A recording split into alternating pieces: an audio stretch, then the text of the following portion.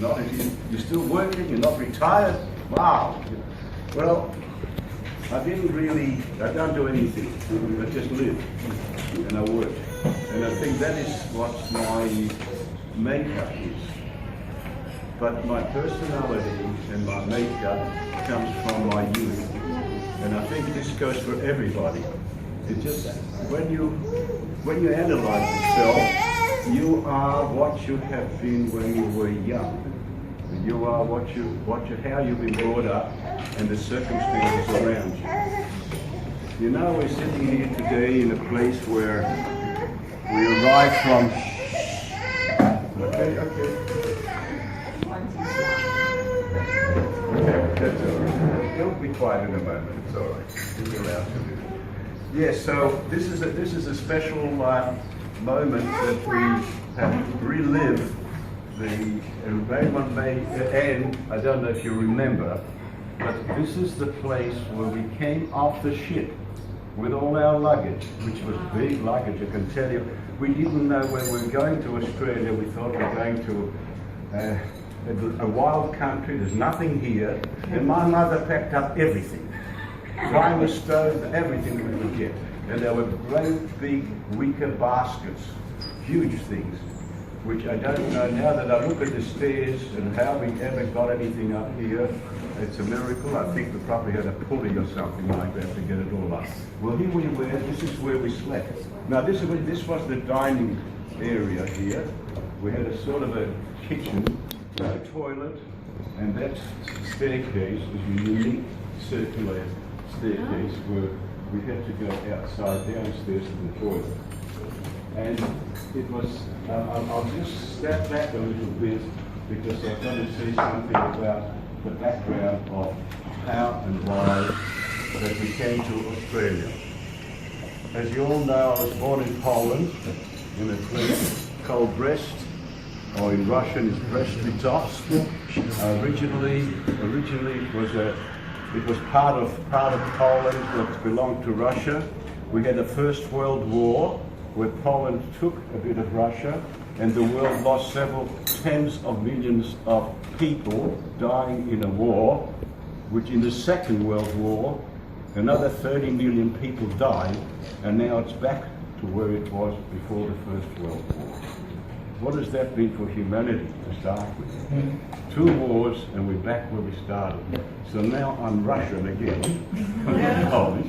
I'm a white Russian, and Belarus it's called, and now it's called back again to Brest-Litovsk, which is Russian. My memories of my youth go back. I'm very fortunate that I don't know whether I've got a good memory or just feel, but my memory goes back to when I was 3 years old. And the reason for that I know is because when we were in our family home, and in winter we used to have ovens something like this, and tiled wall, and the heat would come up, and you'd come in from the outside, which is minus 20 degrees. It was called, you stand up against the wall, it's struggling wall. But of course I had to find out how the whole thing works. So I burned my hand. Of course that's when I remember telling my mother, that I burnt my hand some years ago, and I said, how old was I? She said 3 years old. So we lived in a family home which was probably handed down from my great-grandparents. It was a building that was housed 4 families, and it was unique and something that we've lost in the way we live today. And that means that the grandparents lived with us, the uncles lived with us, the aunties lived with us, cousins, and we were a unity of family. And that's something which is in my background, in my memory, in my feeling, family.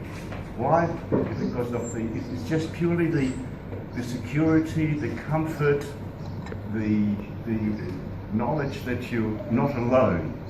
I remember incidents where, kids being kids, I think I had disagreements with my mother when I was a little kid on many occasions. And what did I do? I ran to my auntie next door and I grabbed her by the leg, and she was so comforting to me. It was lovely. That's the sort of thing that always lives with you.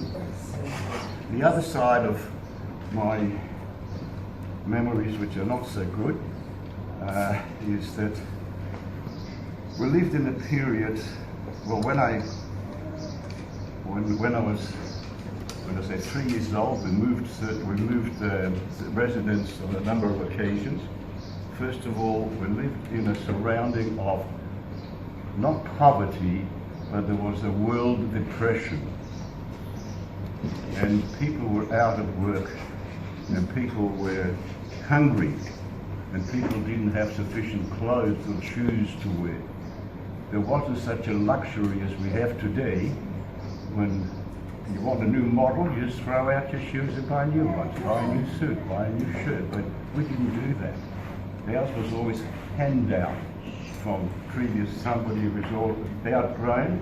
We'd fix it up and use it again. So I think environmentally we were far more advanced than we are today. We didn't throw anything out. We appreciated what we had and lived with what was available. Now this is when, and also, not that I was fortunate that our family was fortunate that we were not amongst the wealthy families, but we're not the poor families. We were in the middle. But nevertheless, we didn't waste money on luxuries, toys. I don't remember ever having a bought item. We made it ourselves. And as much joy as you get out of playing with a toy, I think we had more fun making the toys. Not only toys in Poland.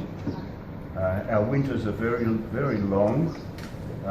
Snow, ice, and of course everybody had to have something to ski on or to go on the ice.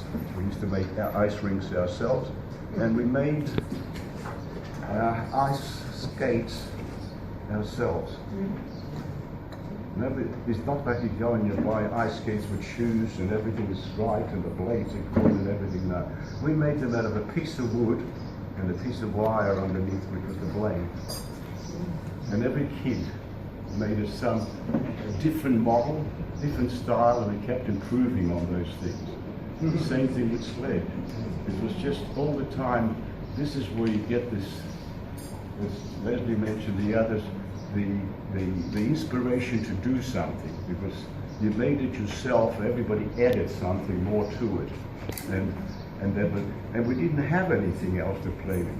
We played games with river stones, chucking up and see how many you can pick up in the hand in one go. Things like that. Nothing that we bought. It was natural. We made it, and that was our attitude to life. And this is where I come from. Hi. Yeah, you want to say something too? Good, okay. The bad part, unfortunately, when I reached a certain age, young age, kids start picking at me, come up and give me a kick or a punch. I didn't know why. But I knew why, because they called me a bloody G. No more than that. I didn't know what I was. I was just a kid. Why would I do that? They didn't know what they were doing. But it just something was in the flavor of the attitude that if you're in a minority, which hasn't subsided yet, you are there for the picking. You can do what you like with people who are a minority. This became a very serious situation in Europe, as you know that the rise of Hitler he started already rounding up Jews for no other reason than that because they're Jews. That's what I'm living for. That's all right. So the the atmosphere of being in Europe, generally it was a depression time for everybody, and let me tell you that people didn't live very long in Europe, in the cold. Just to give you an example, we had, but the majority of the people didn't have running water. If you lived in a complex of housing, there was a well. You'd go to the well and take your water. But there were people who were carrying water with a sling, with 2 buckets, and they would go down to a well or to deliver the water and get maybe 2 or 3 cents for it. And they'd do it all day long.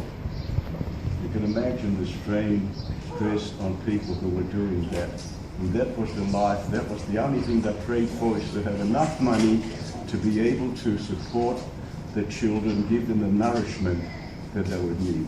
But people died at 40, 50, but they died fit, I usually say. Not sick, they didn't live very long, they have no medicine like we have today, no hospitalization like we have today. And this was the sort of lifestyle that you see around you. Even kids, my friends, we had no sort of levels of poor, middle or rich. We were Jewish people that relied on one another's company or support around us, and some of the people didn't even have proper clothes to be in a minus 20 degrees and playing out in the snow and the ice. But we did it, we survived. Anti-Semitism was very ripe in those days, and we had what we call pogroms. I don't know if you heard the word pogrom. Pogrom is people who just, I don't know if anybody has seen the film Fiddling on the Roof ever? Mm-hmm. You know, they're just coming from the villages, bash windows, crash into whatever they want, and the police would do nothing. And that was done against our people, the Jewish minority. We had no protection against that sort of thing. In 1937, we had a very big program, which was probably, which was advertised virtually even in Australia, The Age, because the program lasted 2.5 days, and that means that my father had some knowledge of it, and he came home one afternoon and he grabbed us all, and we went upstairs to the attic, and we got the janitor to close the iron gates, and we were hidden for 2 nights in that attic, and the screams and the shattering of glass was horrific.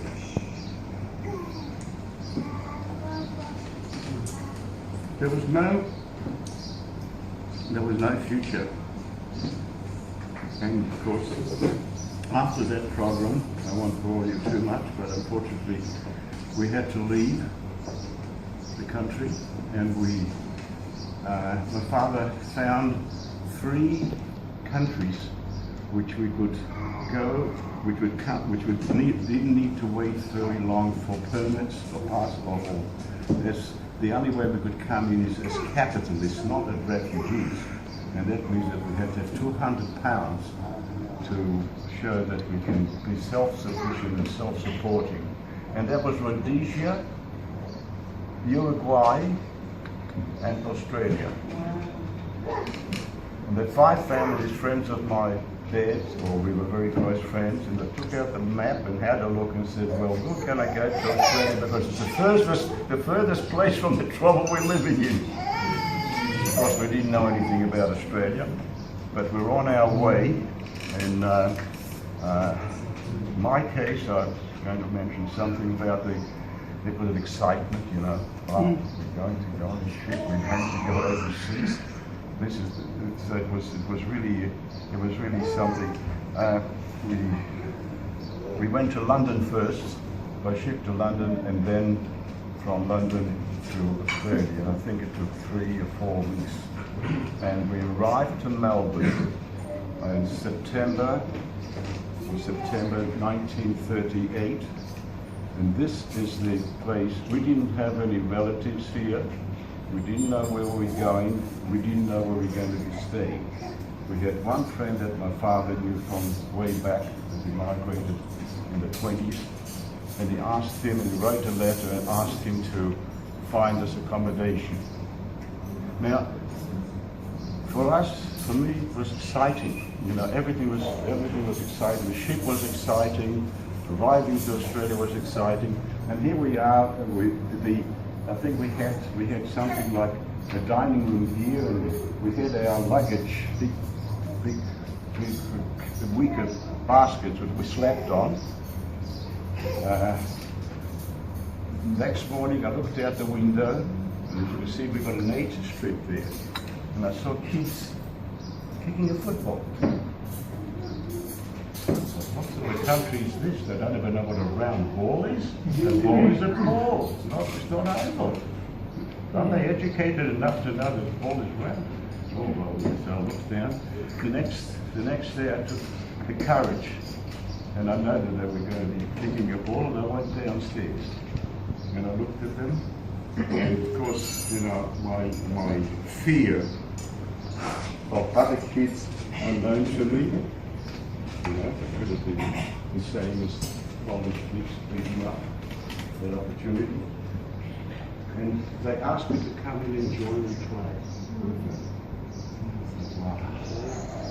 You know, these are non-Jewish kids, and they're accepting me as a human. I can play with them. You know, the country became like I felt. This is the rainbow, which was, you know. So that. Oh, by the way, cars. I don't know if you know, there's a police station just down the road here, and the detectives. You remember the old El Capone? You know, they were standing on the running board. Yeah. That was the scene. Cars. We probably had 2 cars in the whole of our city that probably belonged to the government, and so the feeling of being in the country. What's that song? Judy Garland played in that. Over the Rainbow. What's the name of the song? Yeah. Wizard of Oz. It's probably what we thought and imagined when we were still in Poland, you know, migrating. It's another world, a free world, a world that will be accepted, a world that will be human.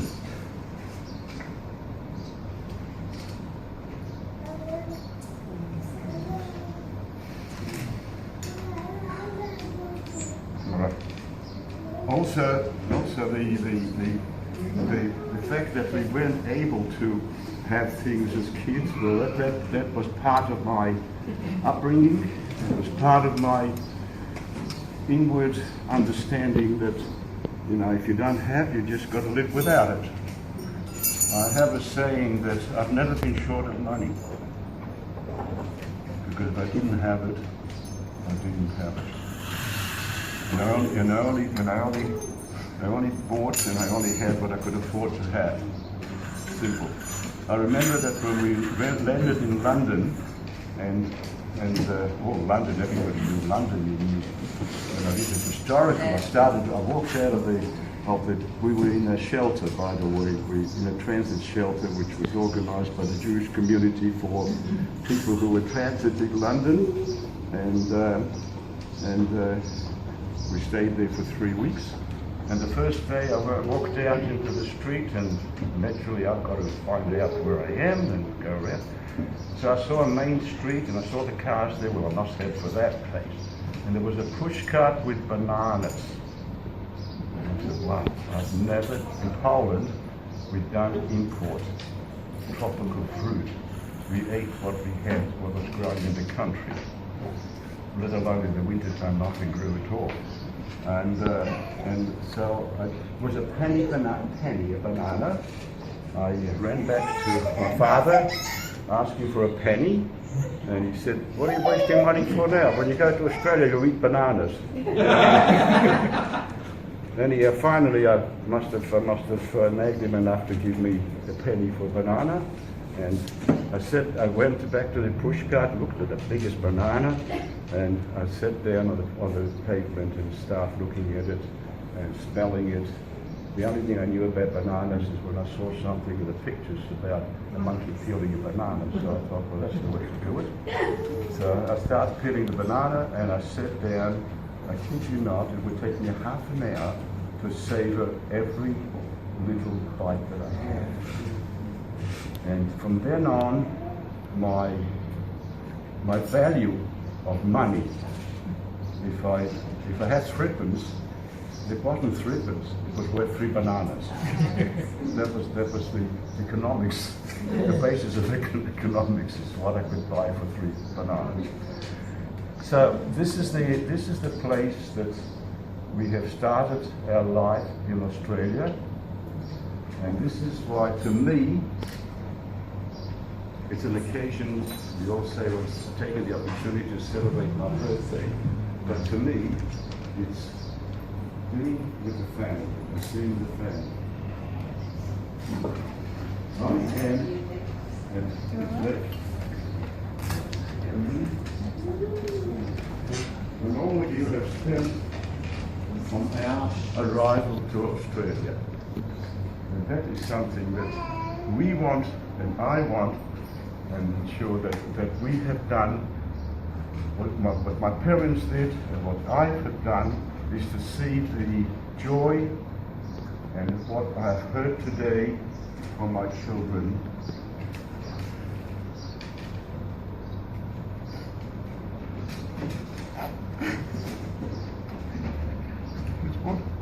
It's what I live for.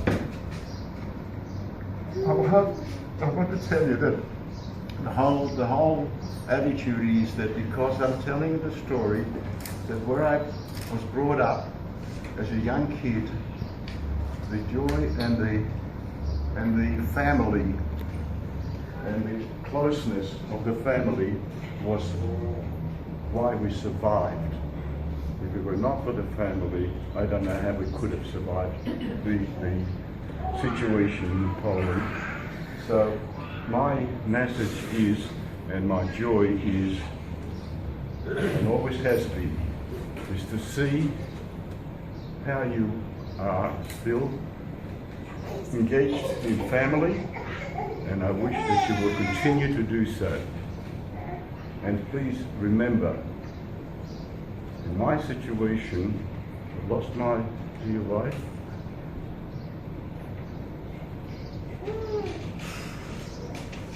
If it wasn't for the support of my children,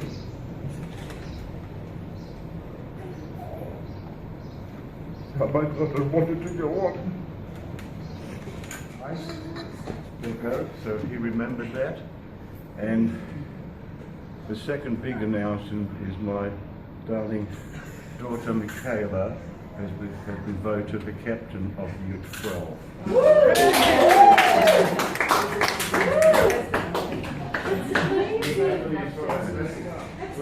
As you've heard what she said, what a great joy it is. What a great joy it is, not her achievement, but how good I feel. And my sister, we are there 2 left, that our family, our upbringing, our customs will continue to live. And that's something I thank you for. And today, Leslie, Robin and everybody really so happy of which you spoke. And I wanted to tell you that it's nothing that I have created, it's just how I was brought up and what my youth was. And that's really what white people ask me, you know, you look well, you work, my work, you know, retirement, you look for something that you've wanted to do all your life and you couldn't do it. I have to do that's what I'm doing. I don't have to look for it anymore, so I'll continue to work. So the main thing is, I'm repeating again, is that the joy for us and yourselves keep the family together. You never know, as I have needed my family and how they were. This is what I live for. Happy birthday to you. Happy birthday to you. Happy birthday, dear Sam. Happy birthday to you. Hooray! Wow.